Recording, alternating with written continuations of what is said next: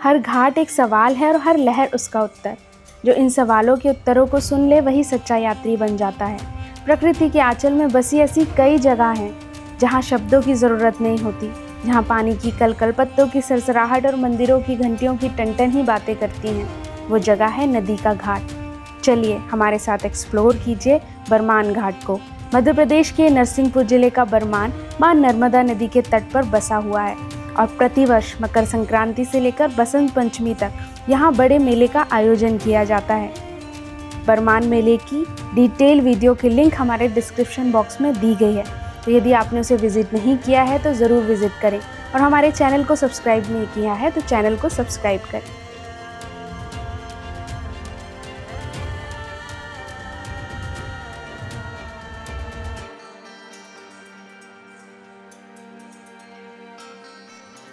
स्कंद पुराण के अनुसार इस जगह के सौंदर्य को देखकर खुद ब्रह्मा जी ने यहाँ तप किया था। बरमान घाट में कई दर्शनीय स्थल हैं, जैसे 12वीं सदी का वराह प्रतिमा, रानी दुर्गावती के बनाए ताजमहल की आकृति का मंदिर, 17वीं शताब्दी का राम जानकी मंदिर, 18वीं सदी का हाथी दरवाजा जो छोटा खजुराहो के नाम से भी जाना जाता है, गरुड़ स्तंभ, पांडव कुंड। बताया जाता है कि कुछ समय पांडवों ने भी यहाँ पर बिताए थे। ब्रह्मकुंड, सोमेश्वर मंदिर, दीपेश्वर मंदिर, शारदा मंदिर और लक्ष्मी नारायण मंदिर। इसके अलावा सतधारा घाट। बरमान घाट में मां नर्मदा विराट और गंभीर रूप में है। बरमान घाट धार्मिक, पुरातात्विक एवं आध्यात्मिक महत्व के साथ सांस्कृतिक महत्व भी रखता है। एक घाट सिर्फ नदी से जुड़ा नहीं होता है, ये मन और आत्मा से भी जुड़ा होता है।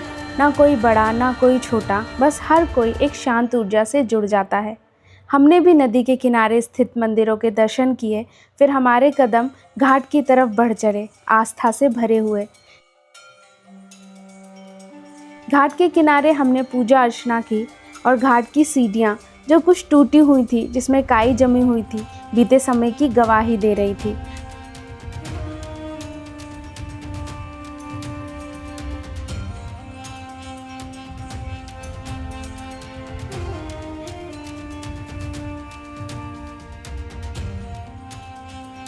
फिर हमने नाव ली जिससे हम नदी के दूर दूर फैली सुंदरता को देख सकें। इस जगह पर नदी बहुत गहरी है। फिर कुछ दूर जाने पर इसका प्रवाह बहुत तेज हो जाता है और मां नर्मदा कई धाराओं में बटकर मनमोहक दृश्य बनाती है।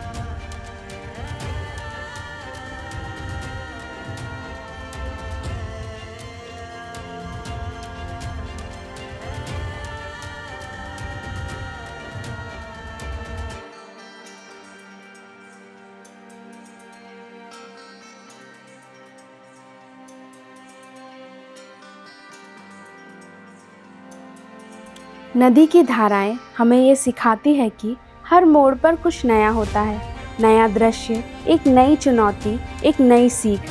जीवन भी वैसा ही है, स्थिर नहीं है, परिवर्तनशील है। नदी कभी हार नहीं मानती, चाहे कितनी भी बाधाएं आए, चट्टानें आए, उन्हें पार कर लेती है या फिर रास्ते को मोड़कर आगे बढ़ती है।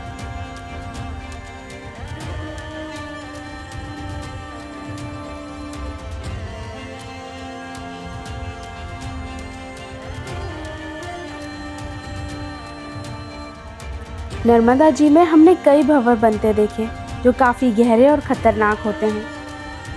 शांत जल में ये अचानक से बनते हैं, जैसे जीवन में कुछ समस्याएं अचानक से आ जाती हैं। भंवर जो बाहर से तो आकर्षक दिखते हैं और रहस्यमय भी दिखते हैं, लेकिन उनके अंदर खींचने की शक्ति होती है। वो ये बताते हैं कि जीवन में किसी भी चीज़ को सिर्फ ऊपर से देखकर आंकना नहीं चाहिए, बल्कि हमारे विवेक का उपयोग करना चाहिए।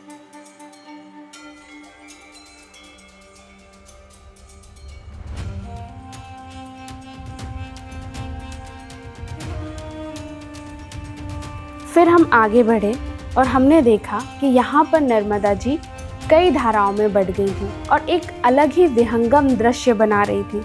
पास में ही रेत का टापू था जहाँ पर हम उतरे और यहाँ हम देख सकते हैं कि रेत के टापू में आप कभी ज़ोर से नहीं चल पाएंगे। यहाँ धीरे धीरे ही चलना होता है ताकि हम यहाँ की एनर्जी को महसूस कर सकें।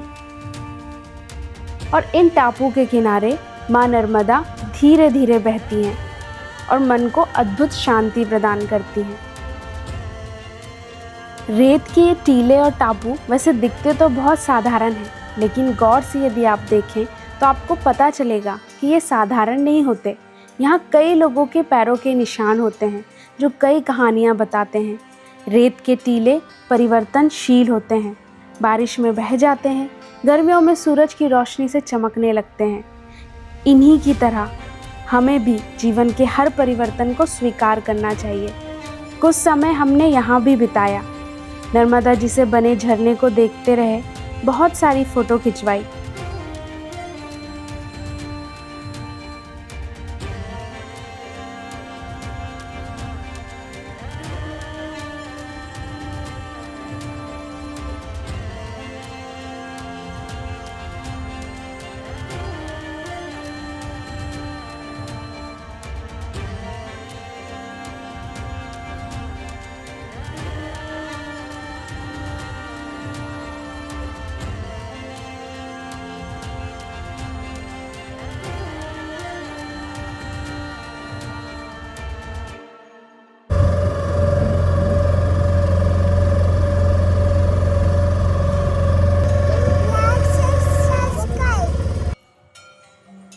फिर नर्मदा जी में नाव से हम आगे बढ़ने लगे और हमने देखा कि घाट के एक और नए तरीके से खेती की जा रही है और मुख्यतः गर्मियों में ये खेती की जाती है जब नदी का पानी कम हो जाता है।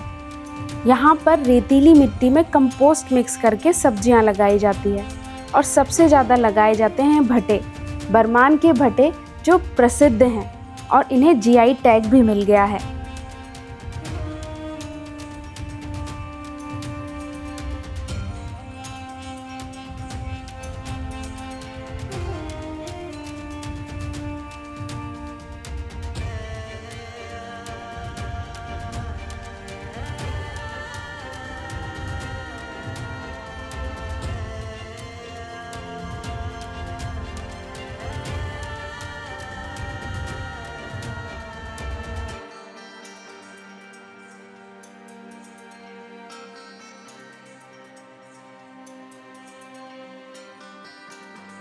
फिर हम पहुँचे दीपेश्वर महादेव।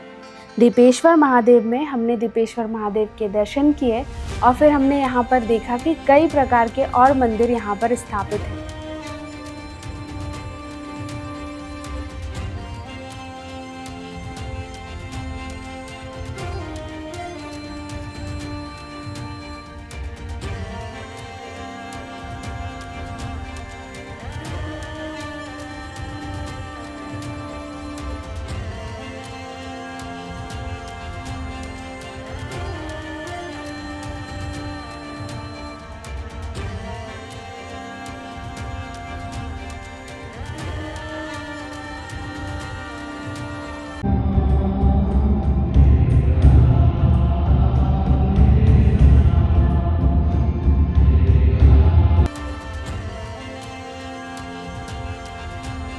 और यहाँ पे कई प्रकार के झूले बच्चों के लिए लगाए गए हैं और बहुत ही मनमोहक दृश्य यहाँ से नर्मदा जी का हमें दिखाई देता है।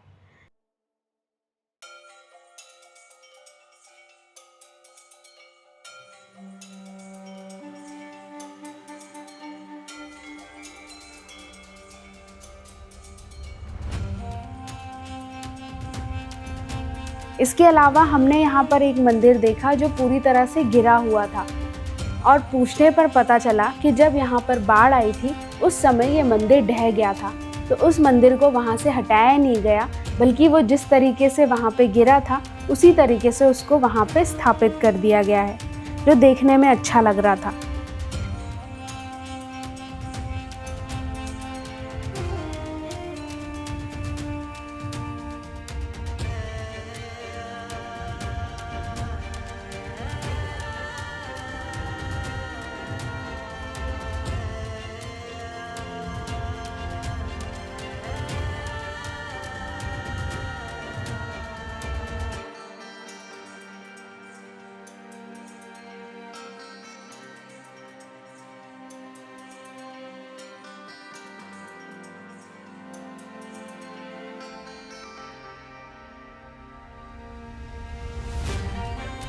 घाट साफ दिख रहा था और दिखना भी चाहिए। हमें कोई भी ऐसी चीज़ नदी में प्रवाहित नहीं करना है जो नदी को गंदा करे। नदियों के पानी को स्वच्छ रखने में हम अपना छोटा सा सहयोग दे सकते हैं, उसमें कचरा ना डालकर।